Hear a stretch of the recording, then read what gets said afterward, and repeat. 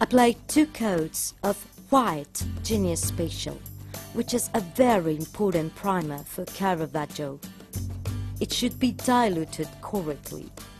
Leave it to dry for 4 to 5 hours between each coat.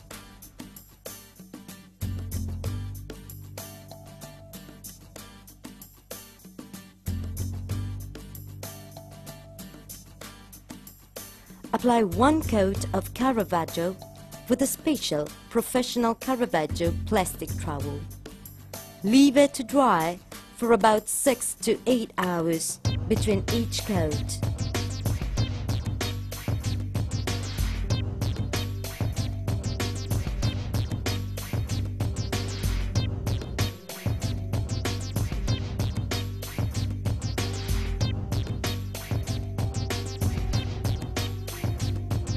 Apply the second coat of Caravaggio in small areas at a time, about 1 square meter, slightly thicker than the first coat.